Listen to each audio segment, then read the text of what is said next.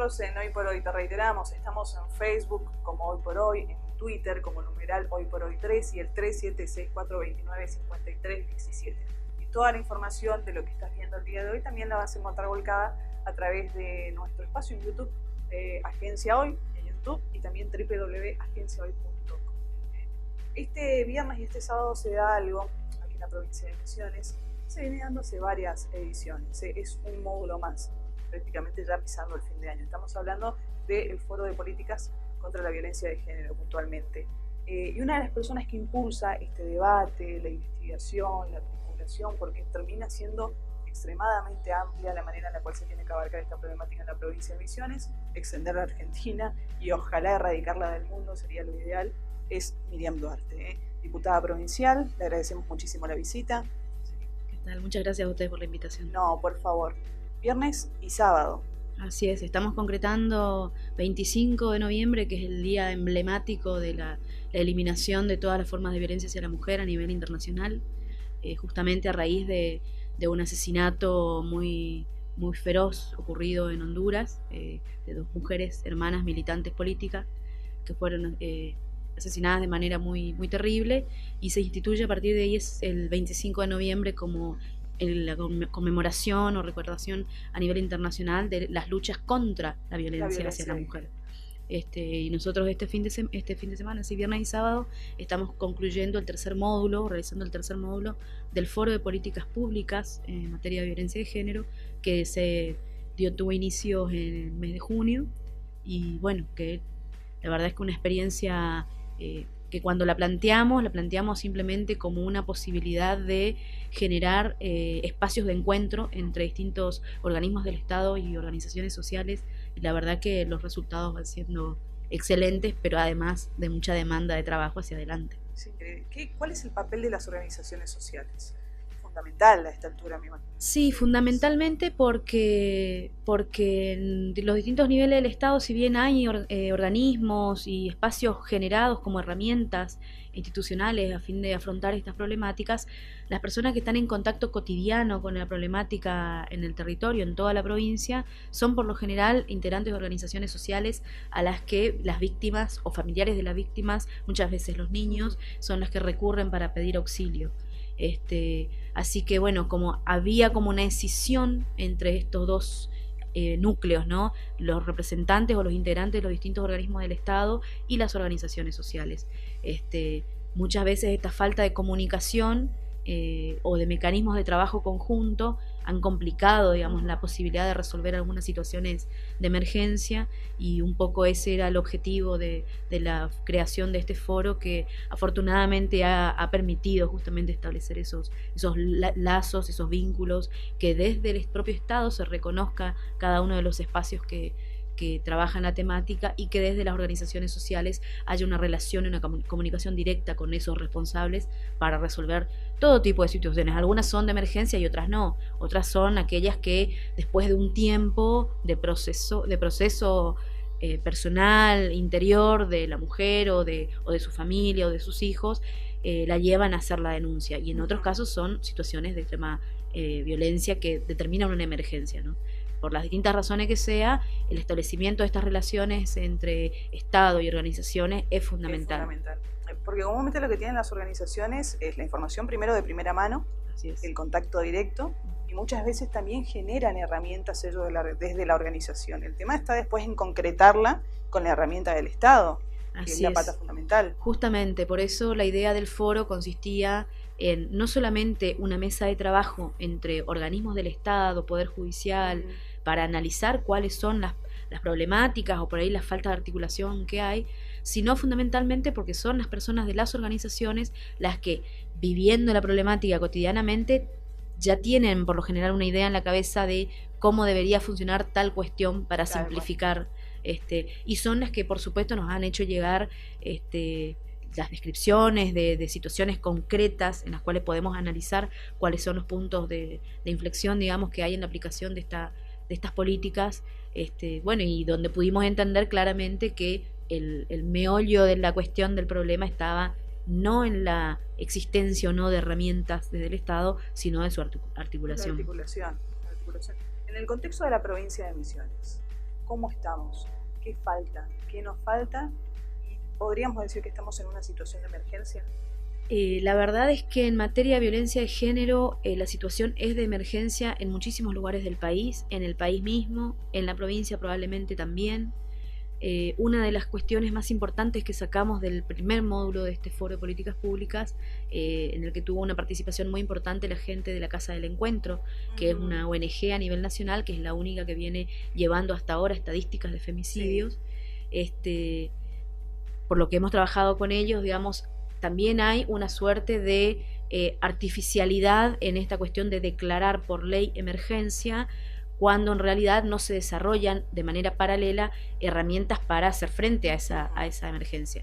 Así que nuestra intención, cuando empezamos a evaluar esa posibilidad, que realmente armamos un proyecto de ley que iba en ese sentido, nos encontramos con que las medidas de emergencia que podíamos encontrar como necesarias, por ejemplo, las casas refugio, por ejemplo, un auxilio económico, por ejemplo, pericias, son todas cosas que ya están escritas en las leyes que están vigentes. Simplemente hay que implementarlas. Entonces, en lugar de seguir escribiendo nuevas leyes que digan exactamente lo mismo o muy parecido, la idea era encontrar dónde estaban las fallas que no permitían viabilizar las leyes ya vigentes, ¿no? ¿Cuáles son las fallas que por lo menos se encuentran? Por ejemplo, las organizaciones, las veces que nos sentamos a dialogar, hablamos de la justicia, hablamos de la intervención policial en primera mano, la persona que te tiene que tomar la denuncia. Esos son los puntos débiles justamente cuando una víctima toma el coraje, ¿no? Con el trabajo que esto cuesta, porque cuando hablamos de círculo de violencia, hablamos justamente de un hecho que se produce en la vida de la mujer que le impide o le limita poder salir de esa situación por múltiples dependencias que tiene del hombre. Ahora, cuando toma la decisión porque ve realmente que hay una situación de riesgo que no va a cambiar a pesar de las promesas del agresor, decide acercarse a una comisaría, muchas veces en una situación crítica. Todavía sigue ocurriendo que hay personal policial que decide no tomarle las denuncias, lo convierte en una exposición, o que cuestiona su palabra, le pregunta a la mujer qué hizo ella para que... Claro, con lo cual está revictimizando.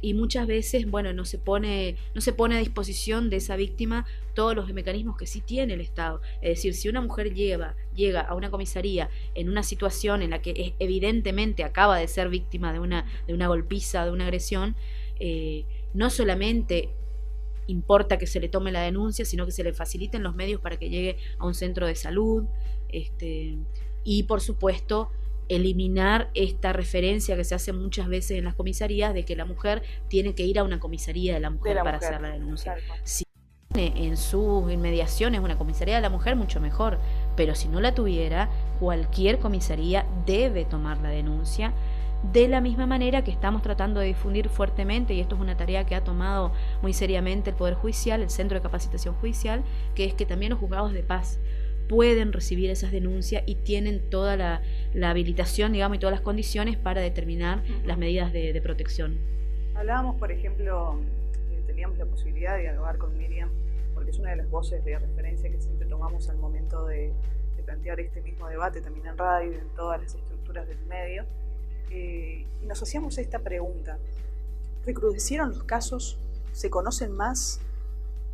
Porque lamentablemente tenemos que estar dando todos los días noticias en los cuales existe la violencia hacia la mujer por el hecho de ser mujer, de explotarla sexualmente. La mayoría también tiene que ver con una connotación sexual en algunos casos.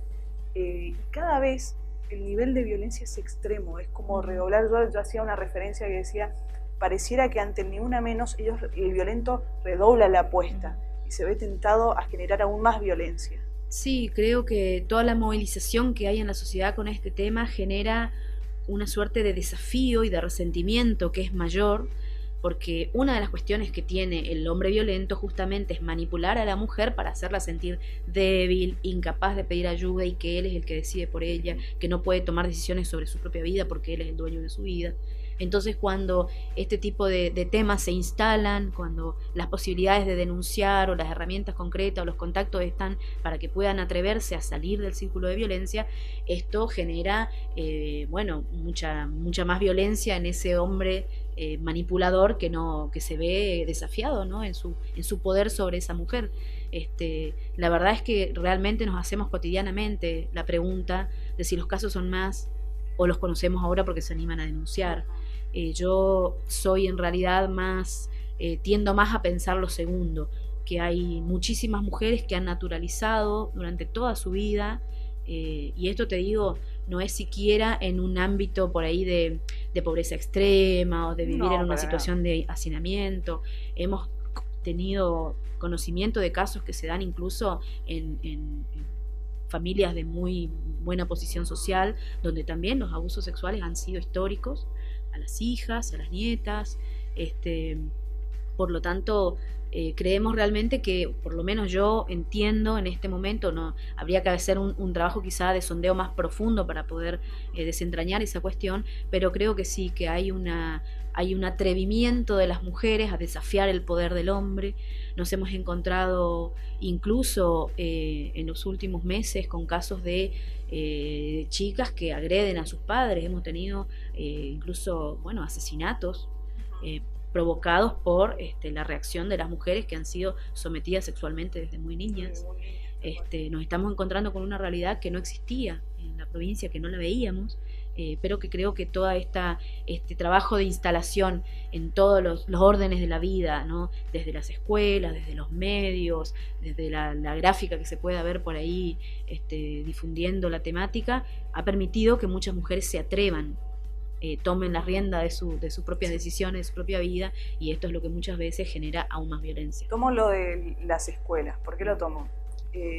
Hemos tenido noticias, no solamente acá en la provincia de Misiones, en el ámbito nacional también, de jóvenes, de niños que fueron, en este caso, los que generaron violencia de género, casos de violaciones, puntualmente acá en la provincia de Misiones, ¿no? Chicas muy chiquitas, 14, sí, y niños muy chiquitos. Comúnmente uno asocia por ahí la violencia de género a una familia con padres ya adultos, un tanto más establecida, personas adultas, mayores, pero aparece la niñez y la adolescencia también vinculada a la violencia de género. El adolescente que es violento, el adolescente que lamentablemente es víctima de violencia de género. Y acá hay una parte importante, educación sexual integral. Tal cual, ese es el meollo de la cuestión. Nosotros insistimos siempre en que cuando hablamos de violencia hacia la mujer, en realidad lo que subyace a esa violencia es la violencia en sí misma, como forma de comunicación entre las personas, como forma de educar a los hijos, como forma de establecer un nivel de comunicación que en ciertos espacios se naturaliza. No es cierto, no es necesario que un padre o una madre deba golpear, castigar físicamente a sus hijos para poder educarlos. Al contrario, se les está educando en una cultura de la violencia. Es prácticamente imposible que un adolescente, que un niño cometa un acto de agresión sexual si no lo ha vivido o no ha sido testigo, no ha sido víctima a su vez de ese tipo de violencia. Es decir, volvemos nuevamente a esta cuestión de la instalación de la violencia en los núcleos familiares. Por eso es muy importante que la Ley de Educación Sexual Integral se aplique en plenitud, porque necesitamos también desmitificar que la educación sexual tenga que ver solamente con la relación sexual, ¿no? La Ley de Educación Sexual Integral, uno de los ejes justamente tiene que ver con el respeto, con el resguardo de la integridad del propio cuerpo y del cuerpo del otro. Si conseguimos que ese trabajo se pueda hacer de manera eficiente desde el nivel inicial, si bien tendremos que esperar unos años, pero vamos a encontrar ese cambio. No solamente porque los chicos serán educados en otra cultura, que es una cultura primero de la no violencia y sobre todo del no sexismo, ¿no? Hay cosas que son de nena y hay cosas que son de varón, hay cosas que hacen las mujeres. Estamos notando como un cierto cambio. Claro, eso es fundamental, pero además es una herramienta que va a permitir a los niños que hoy todavía no están en condiciones de verbalizar la violencia de la que son víctimas, de poder poner las palabras. ¿En lo legal cómo estamos? En lo legal la verdad es que tenemos realmente muy buena legislación, ¿no? Lo que nos está faltando, sin duda, es a mi criterio por lo menos, una mayor interacción de los los integrantes, de las autoridades del Poder Judicial, en una vinculación directa con la problemática, ¿no? Muchas veces cada uno de los casos es simplemente un expediente que tiene un número, una carátula, y se resuelve casi como si fuera una cuestión administrativa. Sí. Por esa razón, para nosotros es muy importante el compromiso que tomó justamente el Poder Judicial en la participación en el Foro de Políticas Públicas, porque han no solamente podido hacer una autocrítica, una revisión de sus propias prácticas, que es importantísimo. ¿Lo esperaban ustedes del foro en su momento? No, yo la verdad es que esperaba que eso pudiera emerger a partir del desarrollo de los 3 encuentros del foro, pero salió ya en el primer módulo, lo cual es realmente muy auspicioso.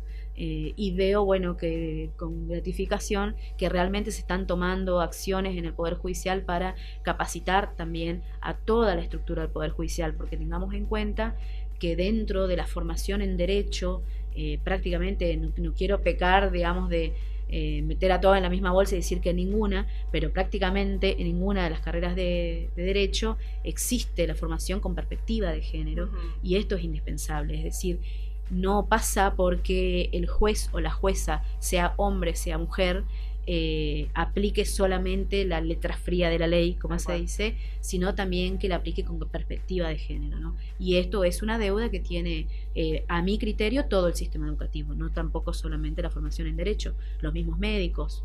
Es necesario que haya esta formación, porque, por ejemplo, cuando una víctima llega con una lesión grave a un hospital, deberían activarse ahí todas las alarmas para que esa mujer no solamente reciba la atención médica, sino también la posibilidad de denunciar. Tal cual. ¿Hay medidas inmediatas en torno al violento? ¿Por qué lo pregunto? Porque dentro de los relatos, y a ver, después ahora nos vamos a meter un poco en lo más humano de tu trabajo, porque eso es lo que haces en el interior de la provincia, tenés el contacto mano a mano y cara a cara, lamentablemente, con las personas que son víctimas de violencia de género, ¿no? Había un caso en particular que me contabas, por ejemplo, que era el de una mujer que había estado en una situación de violencia de género. Este hombre se había ido y había desatado la alarma de que iba a volver y que iba a ser peor. Y se desata toda una articulación policial, mediática, familiar, del barrio, de los vecinos, a la espera de que vuelva una persona a generar violencia. Así es, así es. En realidad, las primeras medidas que se toman, que son las típicas medidas cuando alguien denuncia violencia, son la orden de exclusión de hogar y la restricción de acercamiento. Es decir, la persona se tiene que ir del lugar donde vive y se le restringe el acercamiento a 300 metros. Ahora, ¿quién controla que eso se cumpla? Digamos, no es una sanción sobre el acusado, sino es una medida de protección para la víctima. O sea, mientras tanto, el victimario o el agresor sigue su vida libre, normalmente. Entonces, lo que se trata de hacer, porque además suele pasar, el agresor habitualmente viola las órdenes de restricción de acercamiento. Entonces, nosotros lo que estamos tratando también, esto sí desde lo legislativo, es que ese incumplimiento judicial tenga el mismo tratamiento que cualquier otro incumplimiento de una orden judicial. Y que ya por lo tanto determine la prisión, ¿no? Porque cuando el hombre sabe que tiene una orden de la justicia para no acercarse y transgrede ese límite, es porque está decidido. Entonces no podemos esperar. Lo mismo insistimos nosotros en que el botón de pánico, si bien digamos es una herramienta valiosa e interesante, la verdad es que cuando la mujer activó el botón de pánico es porque el agresor ya está ahí. Sobre ella. Entonces, vamos más por el lado que afortunadamente también en la Corte Suprema de Justicia de la Nación lo ha planteado, que es la tobillera electrónica, para que el agresor no transgreda el límite impuesto por la justicia. Y bueno, y después sí esto, que tenga la misma sanción que tiene cualquier tipo de incumplimiento judicial. Volviendo a lo que va a ser la presentación del foro este fin de semana. Ayer, por miércoles, cerraban las inscripciones, ¿no? ¿Con qué cosas se van a encontrar? ¿Qué cosas esperan? Y bueno, la idea fue desde el primer encuentro, del primer módulo del foro, que todo lo que surgiera como emergente de ese módulo pudiera servir como elemento de trabajo para el segundo y lo mismo para el tercero. Además de todas las cuestiones que se fueron trabajando en cada uno de los módulos, que son múltiples las demandas, las necesidades, las exigencias, lo que hicimos fue establecer órdenes de prioridad para cada sector, y además que en este último módulo se puedan mostrar ya avances concretos. tenemos por un lado la ley recientemente aprobada en la Cámara de Representantes, que es la de la creación de un sistema de casas refugio, Sí. Que es muy interesante porque es novedoso, a diferencia de otros que pueden haber en otros lugares, que no constituye una casa, sino un fondo que permita garantizar el alojamiento de esa persona, primero y principal, para que no haya un lugar físico donde sea fácilmente detectable donde está resguardada, y además que no sea estigmatizante para la gente que vive alrededor, que ya sepan que en esa casa vive gente. No, y al mismo tiempo por una cuestión de desarraigo de que sufre la víctima, de trasladarse a un lugar, de encontrar un lugar donde se sienta cómoda, que su familia, porque comúnmente detrás de una mujer que es víctima de violencia hay una familia, hay niños. Así es. Bueno, vamos a estar trabajando sobre eso, vamos a estar trabajando también, se va a exponer este protocolo de acción para casos de violencia de género que ha desarrollado la Facultad de Humanidades, que nos parece un avance muy interesante, de que digamos que desde lo institucional se tome la tarea, digamos, se den a la tarea de hacer frente a este tema. Me parece que es importantísimo porque estamos hablando de un ámbito educacional donde justamente quienes salen de ahí salen profesionales y deben ser profesionales en condiciones, digamos, de afrontar también esta temática. Y también se va a trabajar específicamente en lo que tiene que ver con lo que llamamos víctimas colaterales, que por lo general son los niños, que bueno, que en un mismo acto por ahí muchas veces pierden a su madre y a su padre, que va, la madre porque es asesinada y su padre porque va preso. Bueno, Miriam, te agradecemos mucho la visita, ¿sí? De que seas la voz de consulta. Nos encantaría que más adelante, bueno, cuando nos encontremos, dialogar, así, bueno, ya está, ya funciona, ya está implementado y vamos, yo creo que vamos por buen camino medianamente. Sí, claro que la idea también un poco del foro tiene que ver con concertar en ese espacio el consenso social por un lado y el compromiso político por otro. Y bueno, en función de eso, lo que esperamos ahora como resultado final del foro, bueno, es justamente un plan de acción para todo el año 2017 que pueda tener el seguimiento de las organizaciones. Muchísimas gracias por la visita. Muchas gracias a usted, como siempre.